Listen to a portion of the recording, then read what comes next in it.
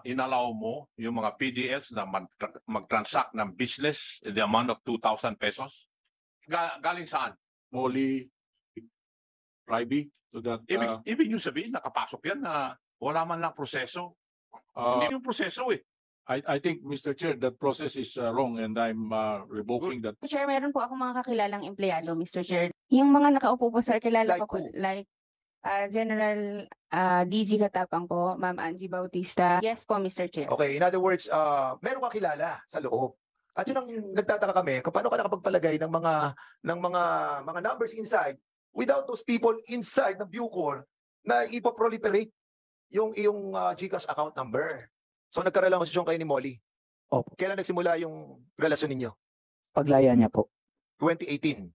Magandang araw sa atin lahat mga kababayan po natin. Kasunod ng paglabas nitong mga anomalya sa loob ng Bucor, sa Bilibid at mahinang pamumuno ni DG Katapang ay nabunyag naman ngayon. Itong GCash mga kababayan po natin, ito yung isa sa pinakamalaking kinikita pala sa loob ng Bilibid mga kababayan po natin. At ang nakakapagtaka ay wala pala itong kontrata at wala ni Singkong Duling na binabayad sa pamunuan ng Bucor. Bakit? Dahil tila ba itong si Molly Abihar na nagninegosyo ng pa-GCash dito sa Bilibid ay may connection pala ito na isang opisyal ng Bucor. Ito po ay si Catherine Kapanang na umano'y isang karelasyon na LGBT. At ayon nga mga kababayan po natin, sa na-discovery pa nitong mga kongresista po natin na itong si Kapanang pala ay siyang may hawak ng lahat ng mga profile ng mga inmates na posibleng nagagamit umano o posibleng binibigay niya umano dito kay Molly Abihar. Kaya may koneksyon o nakukuha ni Molly itong mga kontak ng pamilya dito sa loob ng Bilibid. At may mga flyers pa umano na kumakalat sa loob ng kulungan na kung sino ang gustong magpapapadala ng kanilang pa-GCash or sino man ang gustong magpadala ang kanilang pamilya dito sa Bilibid ay pwede umano sa GCash ni Molly Abihar at tinatanggi nga ito ni Molly. Ngunit yan ay nagpapatunay mga kababayan po natin na malakas ang koneksyon ni Molly at inaamin niya na kilala niya itong si Katapang, itong si Angie Bautista at ilang matataas pa na opisyal ng Bucor. At bakit hindi bumabayad itong si Molly? Ang kanyang explanation mga kababayan ay dahil courier umano ang kanyang inaplayan dito. Yung parang LBC lang na naghahatid lamang ng pera or pa-GCash dito sa Bilibid. Ngunit kumikita ito ng mahigit 200,000 umano mga kababayan po natin monthly. At sinasabi niya na sinishare niya umano yung 1% mula sa 3% na kanyang kinikita mula sa kanyang pa-GCash. But as it is, I think last April may nakapasok na contraband because of this protocol. Tama po ba? We are still verifying that, Your Honor, Mr. Chair. Yes. Would it be correct na inallow mo yung mga PDLs na mag-transact ng business in the amount of 2,000 pesos? Yes, Mr. Chair, Your Honor. Saan po nila gagamitin yung 2,000 pesos na yun? Mr. Chair, that is good for 1 week and they use it to buy their food and their medicines, which we cannot provide. 1 week ha? Sabi Yes, mo, Mr. Chair. if I am not mistaken, sabi mo 1 day. Ngayon, 1 week na. I So you're stand amending it. I stand corrected, Mr. Chair. Yes. So 1 week. So in a month, 8,000. Yes, Mr. Chair, Your Honor. May I know the protocol how this PDLs would avail of that? Unfortunately, Paano sila nagkakaroon ng 2,000 pesos? At galing saan? there's previously during the pandemic, there was a provider who Sino yung provider? he is available, Mr. Chair, Your Honor, for, What's the name of the provider? as investigated during the Senate hearing. Her name is Molly Mondihar, if I'm not mistaken, Your Honor. Yan, how was she able to engage in that kind of work? there inside the National Bilibid Prison? May I ask my BBC to explain because I'm not really privy to that. Ibig yung sabihin, nakapasok yan na wala man lang proseso, hindi man lang siya napili. There's a biddings, Your Honor, signed way back January 19, 2023, the prohibition of personnel to engage in GCash business among persons deprived of liberty and accreditation of general merchandise as official GCash courier within the Bucor or Bilibid prison, Mr. Chair. Yeah, Your pero bakit may GCash? Because that happened during the pandemic, Your Honor. There So, was no visitation wala na allowed. pandemic ngayon. Would you still allow it? I'm asking my staff to review the procedure. No, I'm asking for your personal opinion. Personally, I'd like to disallow it, Mr. Chair, Your Honor. Siguro. And may I know kung sino nga yung nag-engage ng, nag-ooperate ng GCash system ninyo dyan? Mr. Chair, she's present now here. He can be called upon to explain. Hindi, gusto ko lang malaman. Nandito siya. Sige, sino po siya? He was called, his name is Molly Saan siya? Abihar, Mr. Chair. He's now here for your, because the chair already asked for her presence here, Mr. Chair. Did you? Yes, we asked the yung mga nagne-negosyo Okay. doon, we asked them to be present like the sa pre-love, even the caterer, in-invite natin, and then sa GCash. What's the name of the girl? Molly Abihar. Abihar, Mr. Chair, Your Honor. Okay, so Okay, can you kindly invite her inside so we can take her oath? General Katapang, Yes, Mr. Chair, Your Honor. how was he chosen? He went through a process approved by the Directorate for Security and Operations. Sino pong nag-approve nun? Superintendent Robert Veneracion, Mr. Chair, Your Honor. Is he still with the Bureau of Corrections? Right now, he's in Mindoro, Mr. Chair, as the superintendent in that facility in Sablayan Prison and Penal Farm, Mr. Chair, Your Honor. And would you know that dating PDL yan? No, Mr. Chair. Hindi po nyo alam na dating PDL to? As regards Molly Adahar, is a former PDL. Yes, Mr. Chair. and she's the one operating the GCash Yes, process. Mr. Chair, Your Honor. Yes. Kasi ang report sa akin, lahat ng relatives ng PDL dyan, kung gusto nila magpadala ng pera doon sa mga kamag-anak nila sa loob, siya ang tinatawagan. Tama? Yes, Mr. Chair, Your Honor. Siya ang pinadadalhan ng GCash. Tama?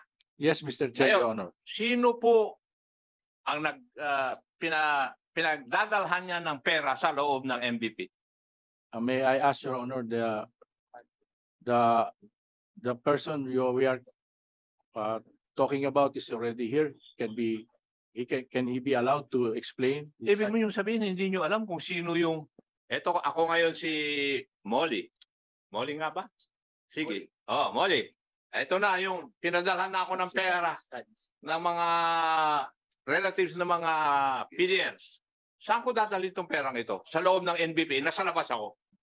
He will give it to the secretary of the overall secretary of the PDL in the name of Mr. Cadiz.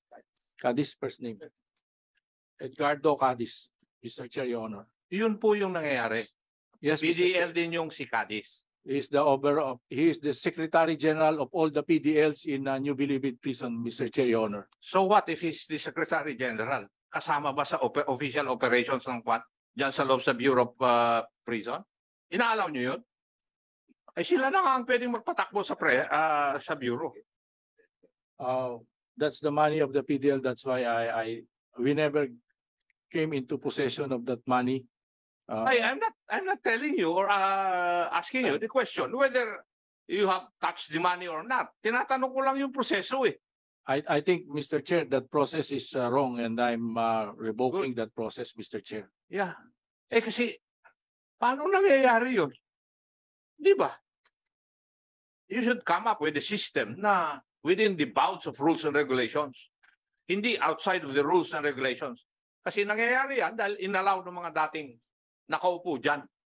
Na nakaupo pa rin dyan, as far as I know. Yes, Mr. Chair, Your Honor. That is why I told you before, I do not envy you. Kasi nakapaligiran ka ng mga negosyante. Di ba? Yes, Mr. Chair, Your Honor. Yes. Pati yung catering, nabusisi noon. Investigasyon ni Secretary de Lima.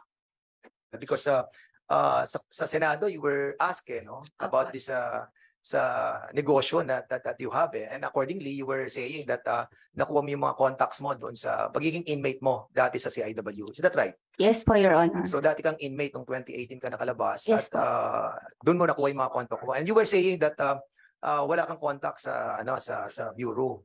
At having that kind of business is because of your own initiative. Yes po, Your Honor. Okay, so wala kang kilala sa kanila? May mga Mr. Chair, meron po ako mga kakilalang empleyado, Mr. Chair, because nag-PDL po ako before. As per dun po sa mga kaibigan ko na nakasama po dun sa correctional, alam po namin yung pangangailangan at yung paraan po sana kung paano po mapapadali yung pagpapadala po ng pera. So, So paano mo na ipasok mo yung I'll just cut it short now para at least we have time to all of those who wanted to ask question as well. So paano mo na ipasok to mga, kasi ang dami mga numbers that you have submitted to all the PDLs eh. So paano mo na ipadala tong mga numbers na to sa loob ng PDLs doon sa NBP? through Dalaws po, tapos po may flyers po na ipinabigay po doon sa... And you were allowed to give the flyers inside. And No po, Mr. Chair, doon lang po ako sa control gate po nagre-remit po. So dinala mo lang yung flyer. Kasi I got the flyer eh. Oh. Yung flyer mo nakalagay is ayan para sa lahat po magpadala ng sa bangko, maaari lamang po kayo. Kasi merong parang announcement eh, di ba? I didn't know about that po, Mr. Chair. Hindi po sa akin galing So yan. mga kilalang opisyal doon sa loob ng Bucor. Kilala po Sino sa... mga kilala mo opisyal doon? Yung mga nakaupo po sa kilala Like ko po, who? like General DG Katapang po, Ma'am Angie Bautista, Sir Bravo, Sir Aro, Ma'am Kapanang, Ma'am Gailianes, Ma'am Nazareno, may mga kilala So ko marami po. ka ng contact sa loob. That's the reason why you were able to get your business going because of your contact inside. Is that right? Kasi No sa po, Senado sinasabi mo wala kang contact sa loob eh. And that's the reason why naging nawiwindang kami dito. Paano na ipasok yung mga numbers na lahat ng ito kung wala kang contact? And you were saying a while ago that you have a contact with a certain Kapanang. Yes po. Catherine Kapanang. So sino si Catherine Kapanang? I believe that Catherine Kapanang is the documents na nag-handle ng mga karpeta ng ating mga PDLs. Yes, What is your Mr. relation Chair. with Kapanang? We had past relationship, Mr. Chair. So you have a past relationship. Yes, Anong Mr. Chair. relationship mo sa kanya? We were You are under together. oath. You are Yes. under oath. We What were is your together. relationship with Kapanang? Naging kami po, Mr. Chair. So naging magsyota kayo? Yes, Mr. Chair. Okay. So in other words, nagkaroon kayo ng relasyon Yes po, Mr. Chair. personal. Yes po, Mr. Chair. Okay, in other words, meron ka kilala sa loob. At yun ang nagtataka kami, kung paano ka nakapagpalagay ng mga numbers inside without those people inside ng Bucor na ipoproliferate yung iyong GCash account number. Mr. Chair, may I? Sige, go ahead. I have contacts po sa Mr. Chair sa mga dalaw. Okay. Huli po, ako lang po talaga po Yes. yung nag-disseminate po ng numbers ko po. And you were saying sa Senate that you are earning like 300,000 a day maximum. No po, Mr. Chair, You- na said hindi po yun mali po yung pagkakaintindi, Mr. Chair. The remittance is from maximum po ng 300,000 a day. I'm not earning 300,000 a day po. Yun po yung total remittance po, yung max na natatanggap ko po. So yun ang Remittances okay. po, yes Okay, po. we'll be asking we invited also si Kapanang, si Catherine Kapanang. Catherine, Superintendent Kapanang, can you upo ka po dito para at least we'll be able to find out why the numbers of this GCash, which is not in contract with Bucor, is proliferating inside the Bucor. Bakit nakapasok ito samantalang dapat ginagawa na to ng Bucor? Sila na nagbibigay ng ganitong technology without any single percentage. Ang hirap-hirap na nga ng ating mga PDLs dyan eh. Pinahirapan pa natin ang pamilya. Bakit singilin pa natin ng 3%? That's what we're trying to point out here. The government can do it itself. Catherine Kapanang, ikaw ang nag-handle ng documentation ng lahat ng PDLs ng Bucor. At according to Catherine, nagkaroon kayo ng relasyon. Ang tanong, yung ba mga karpeta ng mga PDLs consisting all the members of the family that will be allowed inside ay hawak mo? Ipinagkaloob mo ba kay Molly? No, Your Honor. Did you take your oath? Yes, Your Honor. Yes, okay. So you're under oath. Yes, Your Honor. So nagkarelasyon kayo ni Molly. Opo. Kailan nagsimula yung relasyon ninyo? Paglaya niya po. 2018. Yes, Your Honor. Kailan pumasok si Molly sa NBP? December. And according to General January, Matapang, January. merong kontrata nagbid. Ang tanong sa BBC, kung may kontrata, bakit according to Molly, walang kinikita ang Bucor? BBC. Mr. Chair, can we ask for Wait. the contract? Ay, sige, go ahead. Can we ask for the contract? Para ma-review natin kung may kontrata. Sige, we'll be asking later, Congressman. We'll be asking the BBC to answer this question. So, according to General Katapang, merong bidding. So, according to Molly, walang binibigay sa Bucor. Ngayon, ano totoo? There's no contract, Your Honor. There's no contract. General Katapang, what happened? We inform you that there is a contract, there is a bidding. I don't know where they failed along the way because I told them that if this can be allowed, this should be an open bidding. Unfortunately, they did not comply with my specific So instruction. you mean to say you were informed the wrong information? Is that you're implying? Yes, Mr. Chair, Your Honor. Who informed you, General Katapang? I assume that they had a bidding and then that Molly was the one who was the General, lowest. tayo mag-assume po dito. Dapat po, precise po yung answer nyo. You're under oath. Pakiliwanag po. Sino po nag-inform sa inyo na ano? Ang instruction ko po, Mr. Chair, Your Honor, is to have the bidding. And hopefully, malaman ko kung sino yung winning bidder. Pero that never came about. So in other words, meron dito nagkakaroon ng pera dito. So kung si Molly at si Catherine Kapanang ay may relasyon at ang lahat ng impormasyon ng mga pamilya ng PDL ay hawak ni Catherine Kapanang at ngayon nakakapagtransact ka through that. Alam na that. Mr. Chairman. Molly, sige, go ahead. If you're raising your hand. Yes, Mr. Chair. I want to clarify lang po about the contract, Mr. Chair. Kagaya po ng sinabi ko po sa Senate, I went to BBC po nung nalaman ko po na magpapa-GCash po sila because for the narinig ko po yan sa news as directive ay SOJ po na kasi po before po yung 20% or more than po yung nababawas. So ako po nagpunta po ako sa BBC, nagbigay po ako ng letter of intent na 3% po talaga yung percentage ko po. Tapos nilagay ko po talaga doon na 2% goes to me and 1% I will be donating for the PDLs po. Yun po nilagay ko for the welfare. And yun, Ba't ka magdodonate sa PDL? Di tanggalin mo na lang, 2% ka na lang. Para hindi na nababawas sa kanila. Kung kuna na donate mo sa kanila, automatic gawin mo na lang 2%.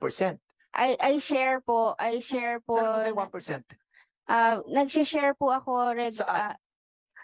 I do gumagawa po ako ng charity for Saan mo like dinodonate? correctional po, 1%? iba-iba po. No, hindi mo dinidonate sa PDL.